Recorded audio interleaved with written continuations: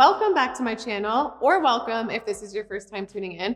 I am Jillian Berry and I am so excited for today's video. I think this is going to be one of my best videos yet because we are going to be talking about how to feel full on the raw vegan diet. This is such an important topic. I know so many people struggle with this and they say all the time, I was starving on the raw vegan diet, or I don't know how to feel full, and it just isn't a nuisance for a lot of people. They don't know how to feel full. So in this video, I'm gonna give you those tips. I am a 5-year raw vegan. I know amazing foods that will help you feel full. They are game changers. I'm gonna go over those at the end.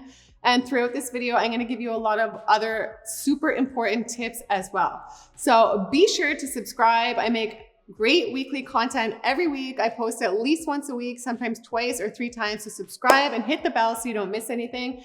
And please give this video a big thumbs up right now. Let's get started. I want to start out by saying I don't think it's realistic to compare your fullness levels on the raw vegan diet compared to the standard American diet, or if you're eating like a heavier meat diet.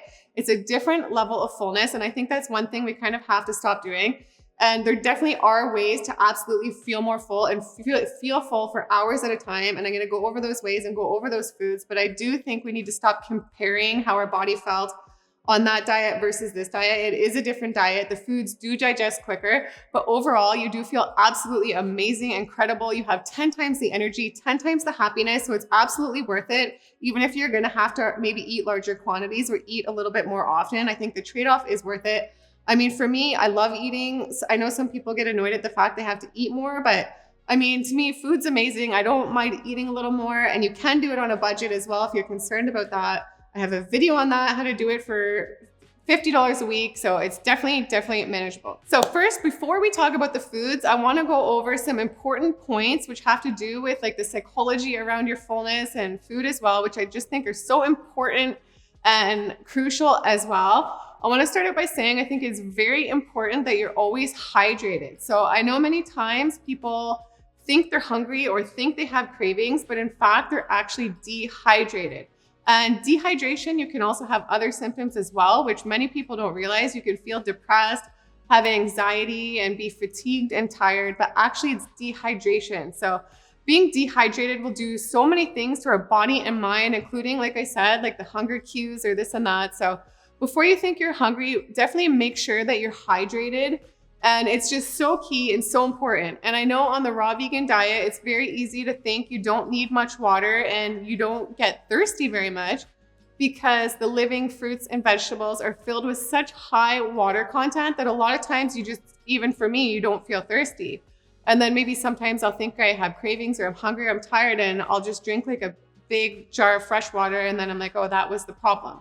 So that's definitely something to consider as well, your hydration. Next, I want to say that it's very important when we eat that we eat consciously and slowly. I'm not saying this is something I always do. I definitely don't, but it is so much better for like your fullness and how much you eat. If you're conscious with your food, you give it good energy, appreciation, gratitude.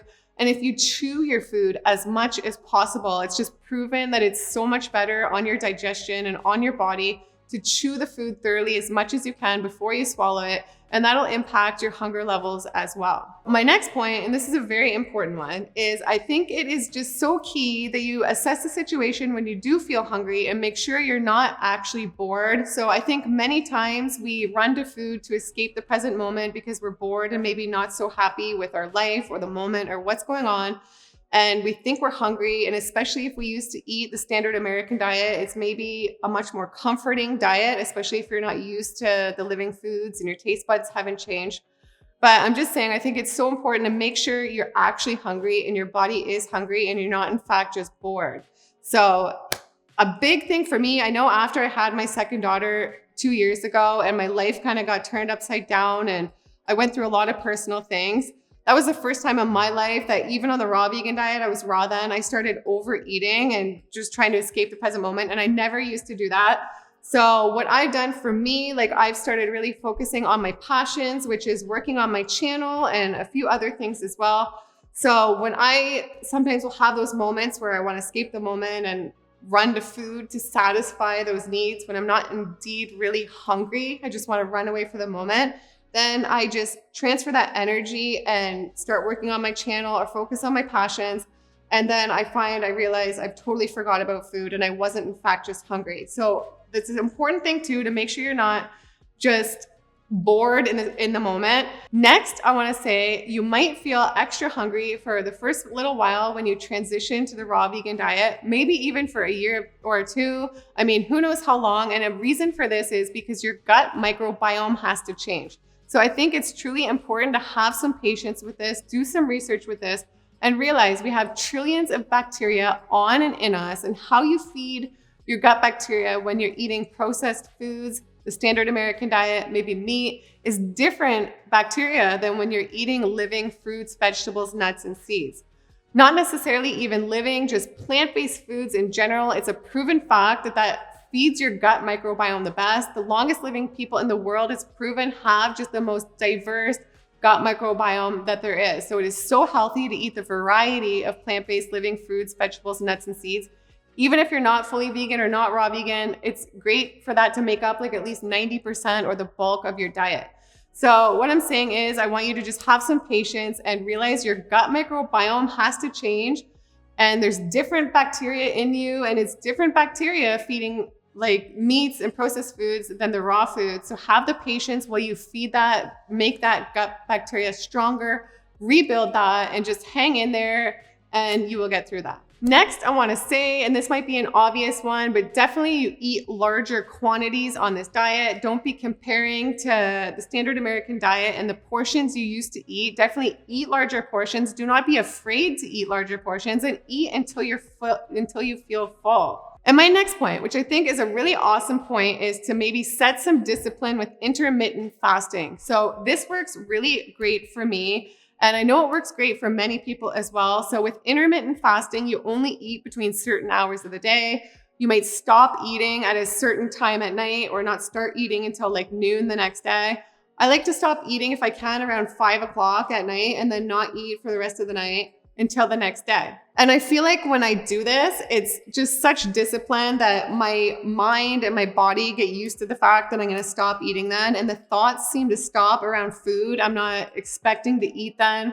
So I almost just don't feel hungry during that time, and you get used to it. So I think this is a really good tip and something that you might want to put into place as well. And it's definitely worked a lot for me. Now let's get into the foods that, in my opinion, are going to make you feel more satiated and more full for longer periods of time, because I know that is the goal of most people. Okay, so I do want to say a huge thing for a lot of people, and it definitely works for me, is adding in a plant-based protein with every meal or almost every meal, and it does help you feel full longer. So there's many amazing plant-based foods out there that are so high in protein, many of them even higher in protein than beef. I have a video about those. I will link down below, but there's, spirulina, spinach, broccoli, lentils, chia seeds, chickpeas. There's so many things. Broccoli, there's just so many. I could go on and on, but adding protein into each meal you eat is proven to help you feel fuller and for longer. So the plant-based proteins, this is definitely something you might want to incorporate into each meal that you eat. I know for me and for a lot of people, adding in a little bit of fats with your meal will help huge and help you feel fuller longer. It's a proven fact it does. So this is definitely something you want to do if you're not doing already. Adding in even maybe half an avocado to your salad, half an avocado to your meal, or maybe some walnuts, things like that will likely make you feel full longer as well. So next, I'm going to talk about foods that have been total game changers, life changers for me that I've started doing this year, and they make me feel full for a very long time, and I'm hoping that they can help you guys as well. So the first is lentils. This is a huge thing for me. This has been a total life changer for me. Lentils are also one of the highest plant-based protein foods that there are on the planet, and they are absolutely delicious. I did not like lentils when I ate cooked food, and I used to eat them cooked. I didn't like them, but there's something so satisfying and crunchy about them when you soak them and eat them, and they are safe to eat soaked. I'm actually going to link a video down below about beans and legumes that are safe to eat soaked, which is a great video. It's not my video, it's by Marcus and Kara, and it's really good because I know a lot of people wonder about that. So those are great foods. I mean, I love the lentils, and I love soaking chickpeas as well. And so what I do with these is I fill about 1/3 of the jar with lentils, and then about that much water because they expand. So this was only 1/3 of a jar. You get a full jar. And they're so delicious, like sprinkled all over your salad or just eating with a spoon. And they're ready after 8 hours of just being soaked. You can also fully sprout them as well. I haven't sprouted them before because I like things super simple. So I haven't quite done the sprouting process, but just soaking them and eating them like that, they are so delicious, you guys. I cannot recommend them enough and very, very filling. And also so inexpensive as well. Okay, next I'm gonna talk about the most filling food I have ever discovered on the raw vegan diet. And this is something that I just discovered this year. It has just been such a game changer. It is the most filling thing ever. I cannot recommend it enough. It is so easy to make. So what I'm talking about right now is chia seeds. And when you combine it with a plant-based milk of your choice, I use almond milk. And you stir it really well. I have a video on this, which I will link down below for you guys, but I make a chia seed pudding and it is the most filling meal I have ever had while being a raw vegan for 5 years. So it's proven that it's very filling, and I have to say it really is, and it's very satisfying. And I find when you eat this every day, overall, you're more satisfied even when you're not eating this. Like, I mean, if you have this for breakfast and it's dinner time, you're eating something else, just overall, you feel way more full and satisfied. I can't even explain it, and I cannot recommend this enough. And there's so many nutrients in the chia seeds, and it's just so high in protein and calcium, many things. Seriously, it's the best, you guys. So these two are my top foods. I would love to hear your guys' top foods as well. Definitely comment them down below. And I do want to say too, if you still feel like you still need something else, like you try these, they're not working, you try other things, you're like, Jill, it's not working, then certain things that absolutely will work for you most likely is you can also add in like a handful of dried fruit in the day, like a handful of goji berries maybe.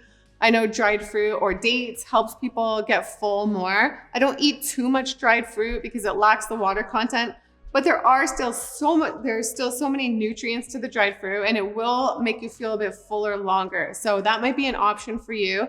Or even adding in maybe some raw crackers with your salad at night as well. That might be an option for you just to feel more full and to stay on the diet and stay on the living foods diet. So there you guys have my points. I hope that they have helped you. And if you have anything to add, definitely comment it down below. I do want to say too, if you still feel like you need cooked food and it's still not working for you, personally, if I were to eat any cooked food, some foods that I think are healthy are quinoa, sweet potato, purple potato, wild rice, chickpeas, beans, that sort of thing. I notice a difference though, if I eat cooked food, I feel more tired right away. I don't feel as vibrant or as happy or as energetic. I feel more tired the next day. So it's definitely why I stick to this diet. It makes me feel absolutely amazing. And like I said, I've been doing it 5 years and I absolutely thrive on it. So I think it's really important to have patience with your gut microbiome changing. Try certain foods like this to see if they work for you. They absolutely work for me. And eat larger quantities and just incorporate all these things. Make sure you're not emotionally eating and put your energy to other things other than food, because it's not always all about food. And that's it. I do hope you guys enjoyed this video. Give it a big thumbs up if you did, and I will see you guys in the next video. Bye.